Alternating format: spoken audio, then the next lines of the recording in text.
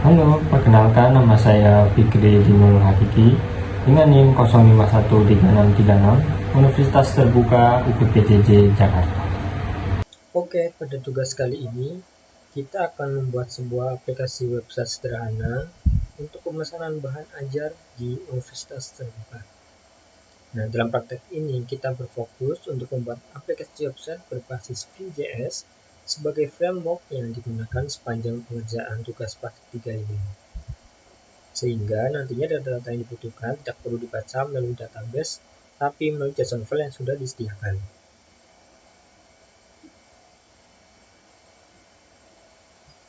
Nah, pada tugas kemarin, kita sudah membuat beberapa fitur pada sistem bahan ajar di Universitas Terbuka menggunakan Vue.js yang masih sederhana. Sekarang, tugas kita adalah merefaktor halaman web yang sudah dibuat menjadi custom elemen dalam bentuk view komponen dan template. Namun, tentunya ada beberapa hal yang perlu ditambahkan untuk mencapai indikator untuk penilaian hasil belajar. Nah, untuk struktur filenya, di sini kayak gini ya. Ada penambahan yaitu ada folder komponen dan juga folder template. Nah, di sini di folder template ini akan berisi halaman-halaman HTML ya. Dan kalau di folder komponen di sini terdapat file-file JavaScript. Nah, saya sudah membuat struktur filenya seperti ini. Nah, ini sudah sesuai yang tadi. Ini ada folder asset dengan isi file style CSS dan juga data, terus folder JS ya, di dalamnya ada folder komponen dan juga service dan juga folder template yang berisi file-file HTML ya. Untuk struktur filenya seperti ini, sudah sama seperti yang di soal tugas ya. Kemudian kita langsung saja buka open with live server.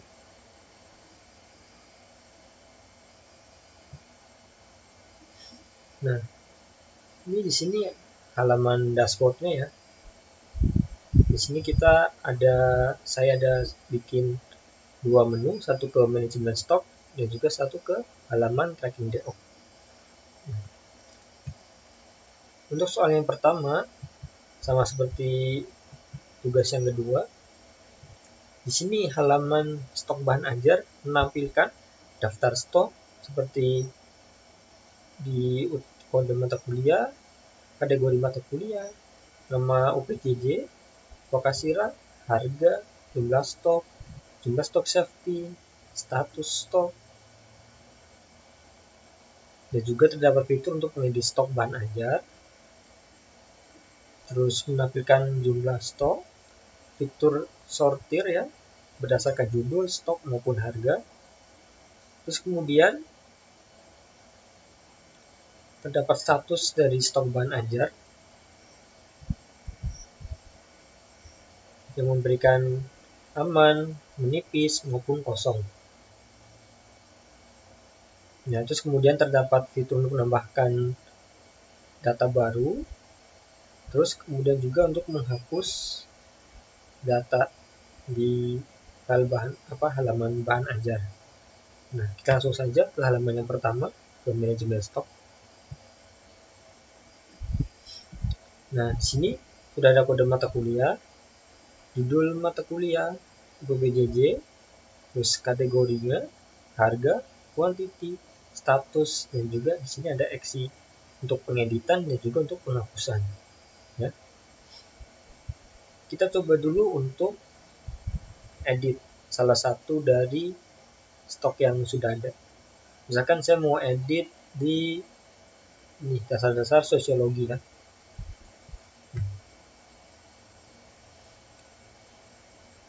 Di sini saya mau update stoknya menjadi yang awalnya 2 menjadi 10. Terus sama harga menjadi 60.000. Terus misalkan UPPJ juga dirubah menjadi Jakarta. Nah, mata kuliah pilihannya menjadi mata kuliah wajib.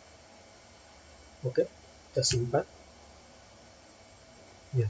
Maka di sini quantity, harga, kategori, PBJJ, dan juga statusnya berubah ya. Yang tadi status menjadi aman, quantity sudah berubah, dan harga juga berubah, dan yang lain sebagainya ya, yang tadi sudah kita ubah. Nah, sekarang untuk menghapus. Contoh, kita akan menghapus yang pengantar akuntansi, misalkan. Di sini ada pop-up juga ya, sebelum kita menghapus, yaitu hapus apakah kita akan menghapus data ini. Kalau oke, kita pencet oke aja. Maka data otomatis terhapus. Dan juga di sini ada untuk pemilihan UPJJ, misalnya kita akan menampilkan yang di Jakarta saja, makanya muncul di UPJJ Jakarta. Ya. Nah, di sini juga ada untuk kategori. Nah, misalkan di sini kategori mata kuliah wajib, maka yang muncul akan kategori mata kuliah wajib. Untuk sortir, kita jadi judul. Nah, ini kan judul nih awal. Kita coba sortir dari harga. Dua ya, maka harga terendah ke harga tertinggi. Dan juga dari stok, maka stok yang paling sedikit menjadi ke stok yang paling banyak. Nah, kemudian untuk tambah data, kita coba.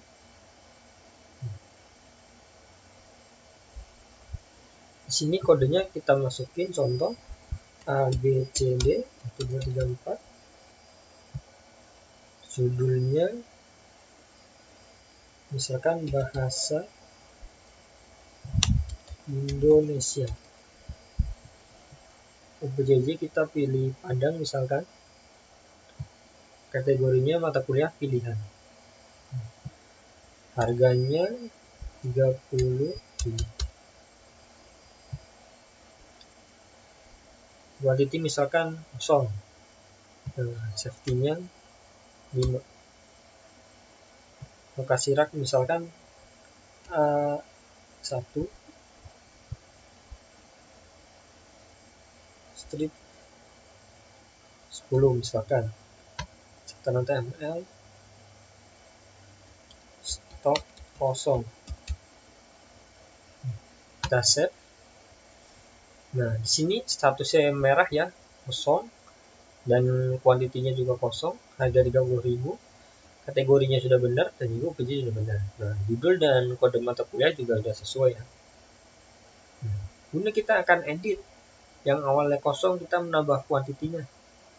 Apakah status kosongnya akan berubah? Kita contoh ambil 2. Sini stok menipis. Kita simpan. Maka di sini statusnya menipis ya, karena kuantitinya sisa 2. Oke, untuk halaman pertama mungkin itu saja. Kemudian kita kembali ke halaman yang kedua.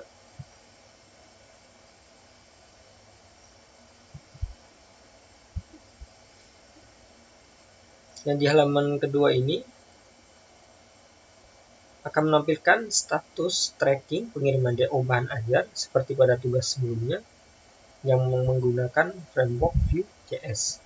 Yang di sini akan menampilkan nomor DO, NIM, dan sebagainya. Nah, terus kemudian terdapat fitur untuk menambahkan input, ya kan, untuk menambahkan DO baru. Dan nomor DO-nya sudah tergenerate otomatis. Jadi DO tahun sekarang dan juga sequence number-nya. Dan untuk data awalnya seperti ini, maka data selanjutnya akan otomatis yang oleh 001 menjadi 002. Nah, untuk tumnya nanti diisi secara manual, terus namanya juga manual, ekspedisi nanti dipilih oleh pengguna juga.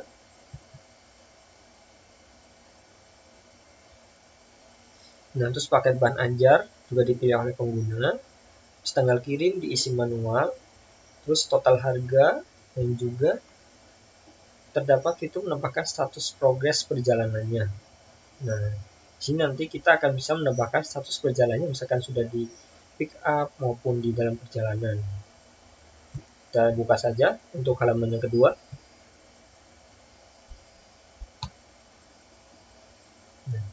Ini untuk DO yang pertama ya. Kemudian kita tambah DO.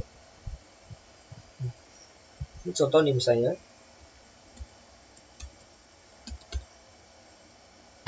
Dengan mahasiswa. Nah, tanggal diisi manual ya. Ini akan dikirim hari ini.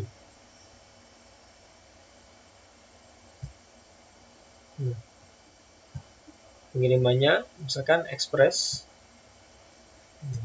Paketnya PS dasar. Nah, isi sama harganya udah otomatis ya.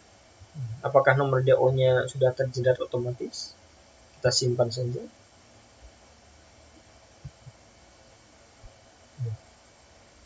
Di sini sudah DO sudah dibuat dan statusnya menunggu pengiriman. Nah, sekarang di sini apakah statusnya bisa diupdate oleh kita? Kita tinggal tambah progress. Nah, keterangannya nanti misalkan sudah di pick up oleh kurir.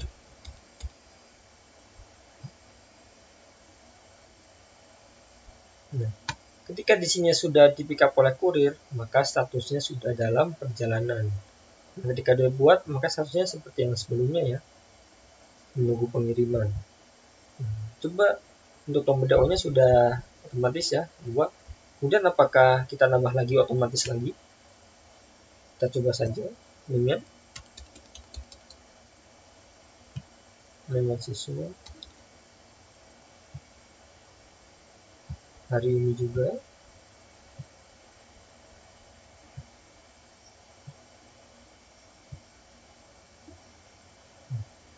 Kita simpan.